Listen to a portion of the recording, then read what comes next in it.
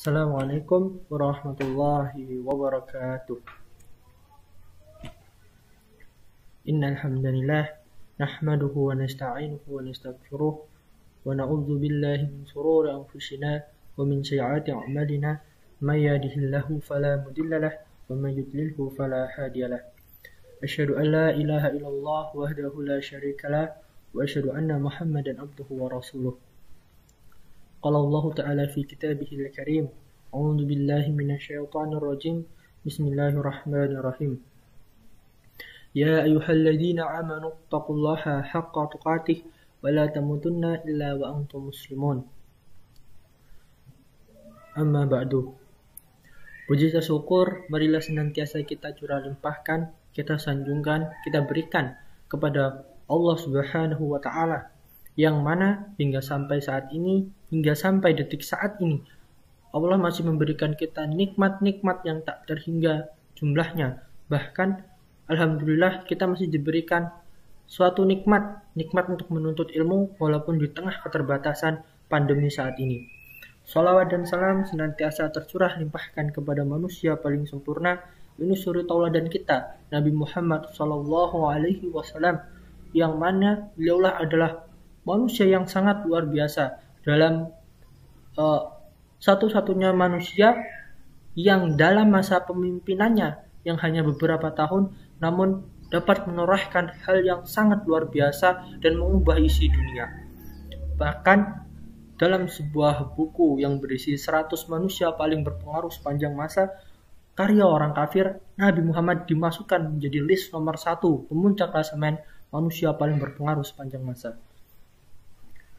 Teman-teman yang insyaallah dirahmati oleh Allah Subhanahu wa Ta'ala, mungkin kita semua sudah mengerti dan mungkin kita semua sudah paham apa sih itu arti dari Al-Quran. Mungkin sebagian dari kita sudah mengerti sejak SMP atau bahkan SD. Ya, Al-Quran itu berasal dari kata qara'a yaqra'u Qur'anan, yang berarti bacaan, atau untuk menurut istilahnya Al-Quran itu adalah kalamullah yang diturunkan kepada Nabi Muhammad SAW melalui perantara malaikat Jibril, dan membacanya merupakan sebuah ibadah serta menjadi pedoman bagi kita untuk menjalankan kehidupan.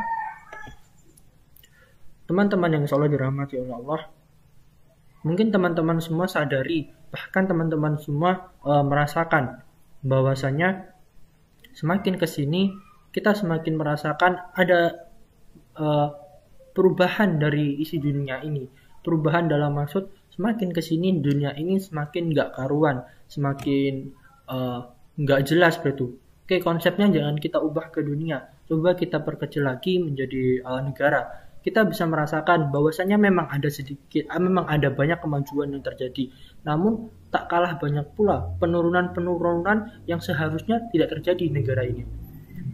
Namun kita bisa melihat semakin kesini semakin banyak sekali orang-orang yang mulai belajar Al-Quran, orang-orang yang mulai mengamalkan Al-Quran, orang-orang yang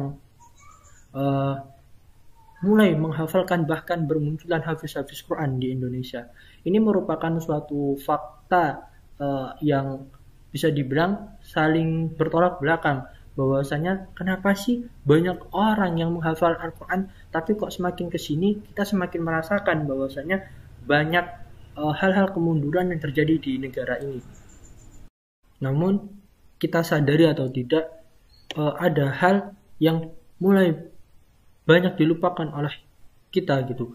Banyak sekali orang yang belajar Al-Quran, belajar menghafal Al-Quran, bahkan banyak menjadi hafiz Quran, namun ada hal yang dilupakan oleh mereka. Bukan berarti membaca Al-Quran, bukan berarti menghafalkan Al-Quran tidak penting. Itu sangat penting, namun masih ada hal-hal penting yang kadang dilupakan oleh kita sebagai manusia. Apa itu? Ya, itu adalah memahami Al-Quran itu sendiri, mengerti maksud-maksud dari Al-Quran, mengerti apa yang disampaikan oleh Allah dalam setiap ayat-ayatnya. Itu juga yang dibangun oleh Kiai Haji Ahmad Dahlan sejak ingin mendirikan Muhammadiyah. Kiai Haji Ahmad Dahlan tidak menuntut muridnya untuk menjadi penghafal Al-Quran cepat-cepat, tidak. Namun yang dituntut Kiai Haji Ahmad Dahlan adalah bagaimana murid-muridnya dapat mengimplementasikan Al-Quran itu dalam kehidupan. Seperti para muridnya bertanya, Pak Yai, kenapa kok kita cuma belajar Al-Ma'un saja? Kenapa kita nggak ganti surat? Kita kan sudah hafal, sudah bagus bacaannya, dan kita sudah hafal, pokoknya kita sudah paham semuanya gitu. Apa yang dikatakan oleh Ki Hajar Mandalan? Apakah kalian sudah mengamalkan Al-Quran itu? Ini yang ingin dibangun oleh Muhammadiyah itu, bahwasanya bukan hanya menjadi kader-kader yang menjadi penghafal Al-Quran, bukan hanya kader-kader yang bagus bacaannya, namun kader-kader yang mau mengamalkan dan berjuang di jalan Allah Subhanahu wa taala.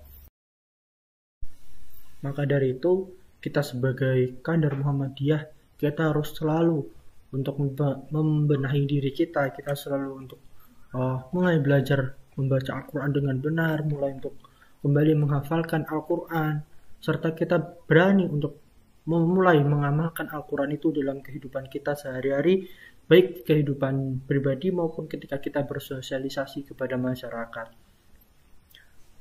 Jangan justru ketika kita menjadi seorang kader Muhammadiyah, kita malah justru gampang ngejudge orang, kita gampang ngomongin orang. Misalkan nih, kita pulang sekolah jam 5 sore, kita naik motor di pinggir jalan, ada orang yang rambut, misalkan rambutnya panjang, terus bajunya compang-camping, ala-ala pang, seperti itu, kita ngejudge orang itu, biasanya orang itu nggak pernah sholat, orang itu nggak sholat asar nih. Kita nggak tahu, mungkin saja orang itu sudah melaksanakan sholat asar secara berjamaah di masjid dahulu daripada kita yang baru pulang sekolah naik motor sudah berani ngejudge orang.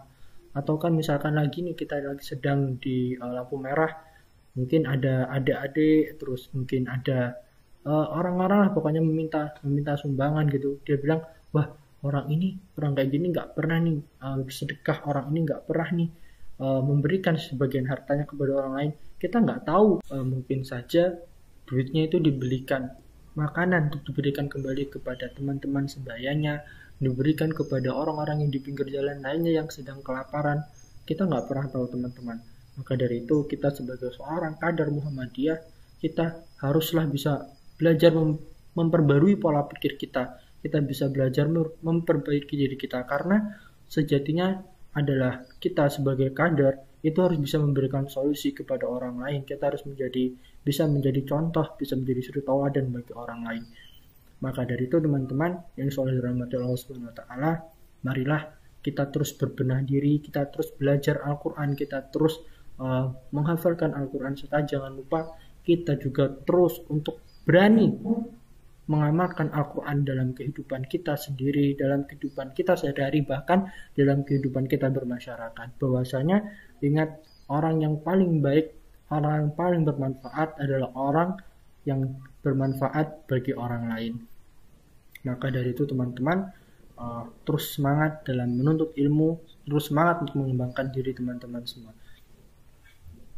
Mungkin cukup sekian yang dapat saya sampaikan.